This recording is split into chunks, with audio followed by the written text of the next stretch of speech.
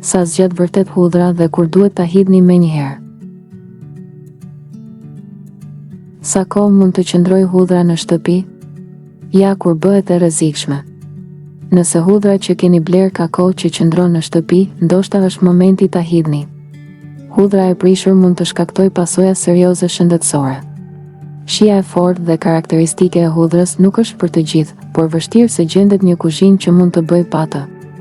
Për shumë njerëz, hudhra është përbërësi që i jep ushqimit thellësi dhe identitet.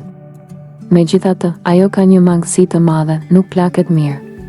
Këtë e thekson edhe Art Smith, autor librash Gatimi dhe ish kuzhinier personal i Oprah Winfrey dhe Michelle Obama.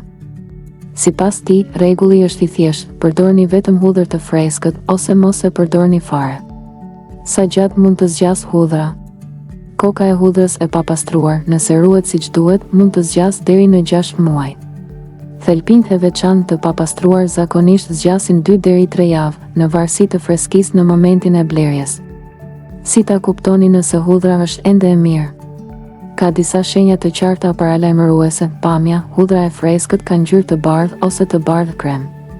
Njolla të verdha apo kafe në thelpinjtë e qëruar mund të tregojnë plakje ose prishje. Prania e mykut është sinjal i qartë për ta hedhur menjëherë.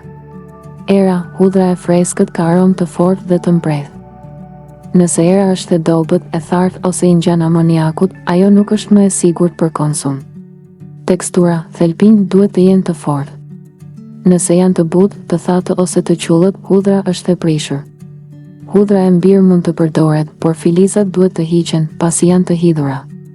Kjo hudhër ka shije më të fortë dhe është më e përshtatshme për gatime që zihen gjatë. Për përdorim të gjallë, gjithmonë preferohet hudhra plotësisht e freskët. Pse hudhra e prishur mund të jetë e rrezikshme?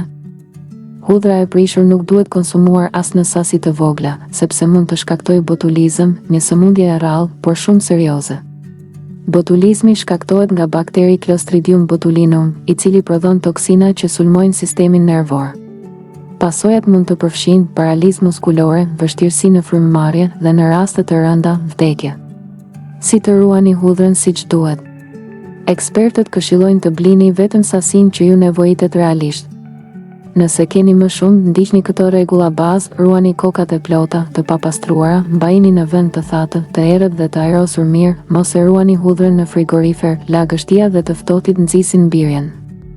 Kalbjen dhe humbjen e shijes, hudhra e qëruar mund të mbahet në frigorifer, por vetëm 2 deri 3 ditë, në enë të mbyllur hermetikisht. A mund të ngrihet hudhra? Po, mundet. Mënyra më e mirë është t'i qëroni thelpinjtë, t'i ngrini veç mas, si në tabaka, më pas t'i transferoni në enë hermetike. Ngrirja e ndryshon pak strukturën dhe me kohë ul intensitetin e shijes, por hudhra mbetet e përshtatshme për gatim. Mund të ngrihet edhe hudhra e grirë, idealisht në porcione. Format silikoni janë shumë praktike. Çfarë nuk duhet bërë kurrë? Mos e ruani hudhrën në vaj, ujë apo uthull, sidomos në temperaturë ambienti. Ky mjedis favorizon zhvillimin e Clostridium botulinum dhe rrit rrezikun e botulizmit. Nëse përgatisni vaj me aromë hudhre, ai duhet patjetër të ruhet në frigorifer dhe të konsumohet brenda një kohe shumë të shkurtër. Mbani mend, hudhra është e shëndetshme dhe e pasvendësueshme në kuzhinë, por vetëm kur është e freskët dhe e ruajtur siç duhet.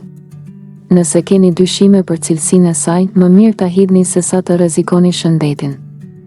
Në qoftë se ju ka pëlqyer kjo video, ju lutemi klikoni butonin subscribe për më tepër.